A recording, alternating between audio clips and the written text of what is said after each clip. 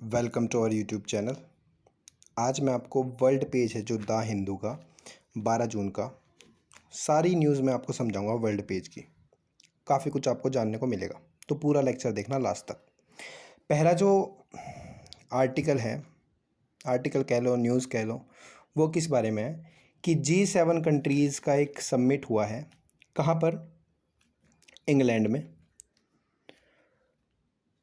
तो उन्होंने क्या शपथ ली है कि हम 1 बिलियन वैक्सीन वर्ल्ड को देंगे। ठीक है भाई, 1 बिलियन में कितने होते हैं? 100 करोड़। 1 बिलियन में 100 करोड़ होते हैं। और इन 100 करोड़ वैक्सीन जो G7 ने प्लेज की है, जो शपथ ली है कि पूरे वर्ल्ड को देंगे, उनमें से 1 करोड़ में से सिर्फ यूएसए ने, खाली यूएसए ने ही इतना कह दिया प्रेसिडेंट जो बाइडन ने कि हम 500 मिलियन यानी 50 करोड़ वैक्सीन हम देंगे। और साथ के साथ जो ब्रिटेन के प्राइम मिनिस्टर है बोरिस जॉनसन, उन्होंने क्या कहा है कि हम 10 करोड़ वैक्सीन देंगे। तो 60 + 10 करोड़, 50 + 10 करोड़, 60 करोड़ तो यूएस और यूके ने ही कह दिया है। बाकी जो 40 करोड़ बचे वो बाकी की जो कंट्रीज़ है वो कंट्रीब्यूट करेगी। इतनी बात समझ आ गई भाई? एक बात, मैंने G7 के ऊपर लेक्चर बना रखा है, अगर आपने नहीं देखा तो लिंक डाल दूंगा मैं डिस्क्रिप्शन में, वो ज़रूर देखना। उसमें मैंने बताया था कि कैसे ये 7 कंट्रीज़ G7 में है। फास्ट क्विक रिवीजन में मैं बता दूं कि जो इस साइड वाली कंट्री है यूएस, यूके, फ्रांस, ये एक साइड थी वॉर में, और दूसरी साइड थी जर्मनी, इटली और जापान। और इनके साथ अगर आप कनाडा को मिला दोगे तो ये क्या बन जाएगा? सारा G7। और इसमें अगर रसिया को मिला दोगे तो G8। ये सारी बात कर रखी है मैंने उस वीडियो में, वो ज़रूर देखना। अब आगे देखते हैं एक बार। पहली बात तो ही कि हम वैक्सीन देंगे पूरे वर्ल्ड को, ये कहा इस ग्रुप ने। दूसरी बात जो कही है उन्होंने, जो न्यूज़ में लगातार आ रही है, मैंने उसके ऊपर अब तक कोई लेक्चर नहीं बनाया, वो है ग्लोबल मिनिमम टैक्स।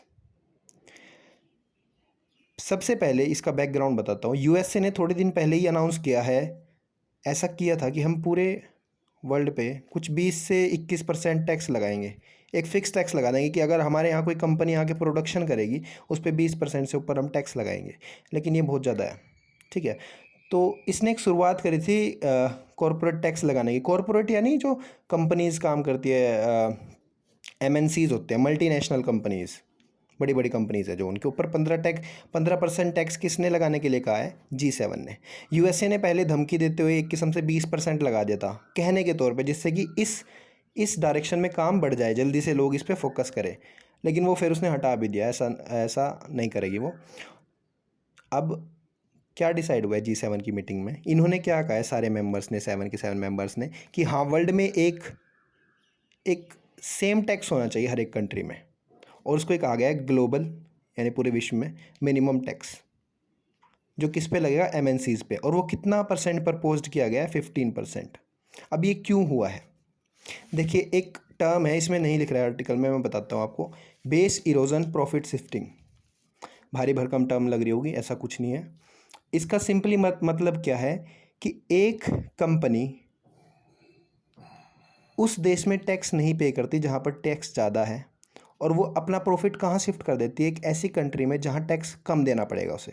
ऐसे समझिए, यहाँ पर पहली कंट्री है, यहाँ पे दूसरी कंट्री है, ठीक है, फर्स्ट कंट्री और सेकंड कंट्री।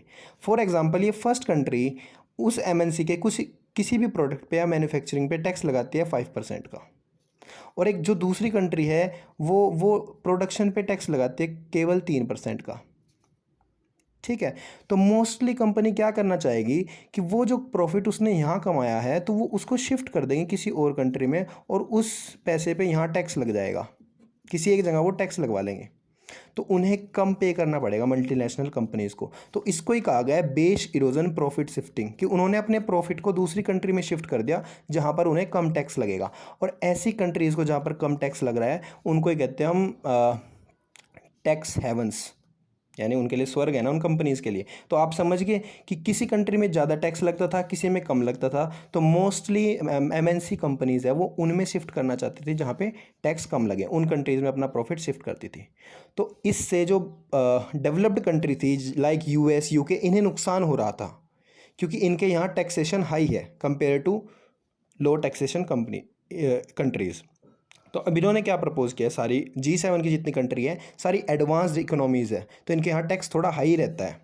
तो इन्होंने क्या प्रपोज़ किया कि जब हर एक कंट्री में 15% टैक्स लगेगा, हर एक कंट्री में 15% टैक्स लगेगा, तो जो कंपनीज़ है वो अपना प्रॉफिट शिफ्ट नहीं करना चाहेगी, जिस कंट्री में वो प्रोडक्शन कर रही है वहीं पे वो टैक्स पे करेगी, तो इससे इन कंट्रीज़ को भी नुकसान नहीं होगा।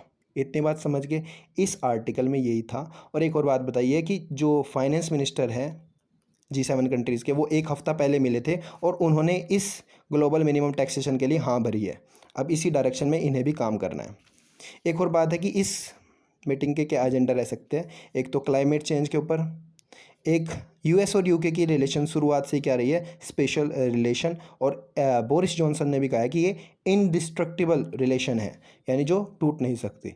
अब इस बारे में अगर आप US UK के बारे में जानना चाहते हो, उसके लिए भी एक वीडियो, उसका भी लिंक मैं डाल दूंगा कि UK है क्या। ये तो हो गया भाई पहला आर्टिकल। वही ये दूसरे न्यूज़ में भी उसने ये कहा है बोरिस जॉनसन ने कि this is a indestructible tie with US। अब आगे चलते हैं, थोड़ा ये बता देता हूँ मैं आपको म्यांमार में क्या चल रहा है। वहाँ पे तख्ता पलट हुआ है। 1 फरवरी को क्या हुआ था, वहाँ पर डेमोक्रेटिक गवर्नमेंट को उठा के फेंक दिया गया और वहाँ पे जो मिलिट्री थी उसने अपना राज कायम कर लिया। तो ये कहीं ना कहीं सिविलियंस को वहाँ पर मारा गया। सिविलियंस यानी आम नागरिकों को किसने मारा, म्यांमार की जो आर्मी है उसने। तो ये एक ह्यूमन राइट वोलेशन है। तो यूनाइटेड नेशन की जो चीफ है उसने भी यही कहा है कि भाई ये एक कैटास्ट्रॉफी है, यानी बहुत बुरा समय है। अब अगली न्यूज़ देख लेते हैं थोड़ी में। हाँ, एक ही देखते हैं। नेतन्याहू इस समय क्या है, इज़राइल के प्राइम मिनिस्टर हैं, लेकिन अब उनकी पार्टी गिरने लग रही है। क्या हुआ, जो पार्टीज़ इनको सपोर्ट करती थी वो इनसे टूट गई और ऐसी ऐसी 8 पॉलिटिकल पार्टीज़ ने एक साथ मिलकर क्या कह दिया कि हम सरकार बनाने जा रहे हैं। तो ये अपनी जो मेजोरिटी है वो प्रूफ नहीं कर पाएगा। इसराइल के अंदर क्या हुआ है, पिछले एक साल में 4 बार इलेक्शन हो चुके हैं, यानी वहाँ पे गवर्नमेंट बिल्कुल भी स्टेबल नहीं है। तो इसी चक्कर में अब जो 8 पॉलिटिकल पार्टी है वो एक साथ आई है और उन्होंने क्या कहा है कि हम साथ में गवर्नमेंट फॉर्म करेंगे। एग्रीमेंट क्या हुआ, इसमें पॉलिटिकल पार्टी है जो अलग अलग आइडियोलॉजी की है, कोई बिल्कुल लेफ्टिस्ट है, कोई बिल्कुल राइटिस्ट है, यानी उनकी विचारधारा बिल्कुल अलग है एक दूसरे से। तो एग्रीमेंट क्या हुआ है कि यहाँ पर जो प्राइम मिनिस्टर बनता है वो 4 साल के लिए बनता है। ये सबसे लॉन्गेस्ट सर्विंग प्राइम मिनिस्टर है इस टाइम इसराइल का, 12 साल हो गए इन्हें, बेंजामिन नेतन्याहू को। अब क्या होता है, प्राइम मिनिस्टर 4 साल के लिए बनता है। तो अब एक एग्रीमेंट हुआ है इन 8 पॉलिटिकल पार्टी में कि पहले 2 साल के लिए तो बनेगा कौन, नेफ्टाली बेनेटी, और अगले 2 साल के लिए यार लैपिड। ठीक है, तो ये बात हुई है, इजराइल में चल रहा है इस टाइम पे कि इसकी गवर्नमेंट गिरने वाली है, नई गवर्नमेंट फॉर्म होगी जिसमें 8 पॉलिटिकल पार्टी है। उन 8 पॉलिटिकल पार्टी में से एक पार्टी है भाई यूनाइटेड अरब लिस्ट। अब यूनाइटेड अरब लिस्ट क्या है, ये एक किस्म से इजराइल में रह रहे मुस्लिम लोगों की पार्टी है।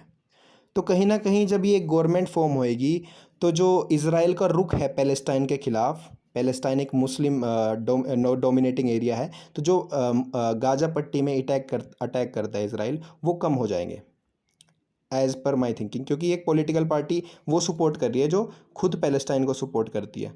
तो कहीं ना कहीं क्या होएगा, पहले 1-1.5 साल आपको देखने को मिलेगा कि भाई कोई अटैक नहीं होगा, कहाँ पे, पैलेस्टाइन पे। अब बात का हमें पता नहीं। तो यही है कि अगर ये सपोर्ट हटा देंगे तो इनकी गवर्नमेंट गिर जाएगी, तो फिर ये भी क्या हो जाएगा, प्राइम मिनिस्टर हट जाएगा। तो ये थी भाई किसके बारे में न्यूज़, हमारे इजराइल के बारे में। अब अगली बात बता देता हूँ, एक और न्यूज़ आ रखी है इधर कि China Sri Lanka friendship hospital opened. तो $60 मिलियन की लागत से बनाए ये हॉस्पिटल, कहाँ पर, श्रीलंका में। बनवाया किसने, चाइना ने अपनी हेल्प से। तो मैंने एक अभी 2-3 दिन पहले एक वीडियो डाली थी, depth tap policy of China, कि कैसे वो ज़्यादा से ज़्यादा पैसा दे के अगली कंट्री को इतने कर्जे में डालना चाहता है कि वो बाद में टैक्सेस पे ही ना कर पाए, बाद में लोन पे ही ना कर पाए, और बाद में उस कंट्री में काफ़ी सारी असेट पे उसका हक हो जाए चाइना का। तो इसी पॉलिसी के अंडर जो एक डेप्थ ट्रैप पॉलिसी है उसके अंडर उसने एक फ्रेंडशिप हॉस्पिटल खोला है। ये वही फ्रेंड है जो बाद में छुरा भी घोंप सकता है। ठीक है, तो ये फ्रेंडशिप हॉस्पिटल का नाम देते हुए इसने एक हॉस्पिटल खोला है वहाँ पे। तो मैंने ये इसलिए बताने की कोशिश की है क्योंकि मैंने एक लेक्चर अभी लिया था उसके बारे में कि स्ट्रिंग ऑफ पर्ल क्या थ्योरी है, डेप्थ ट्रैप पॉलिसी क्या है, चाइना ने कहाँ पर क्या किया है, तो उसका भी मैं लिंक डाल दूंगा। अगर आपको ये सारी वीडियोस देखनी है तो उसमें जाके देख सकते हो आप। तो यही था भाई आज के इसके वर्ल्ड न्यूज़ के टॉपिक में। एक छोटी सी न्यूज़ ये है कि रसिया ईरान को एक सैटेलाइट प्रोवाइड कर रहा है, हाई टेक सैटेलाइट, और उसका नाम है ये रहा, कैनोपस 5। तो ये सैटेलाइट है जो रसिया यूज़ करेगा, ईरान यूज़ करेगा, किसके खिलाफ, सऊदी अरेबिया के। उसके बारे में मैंने एक वीडियो बना रखी है, अगर वो भी देखना चाहते हो आप देख सकते हो जाके। ठीक है, hope you like it, thank you.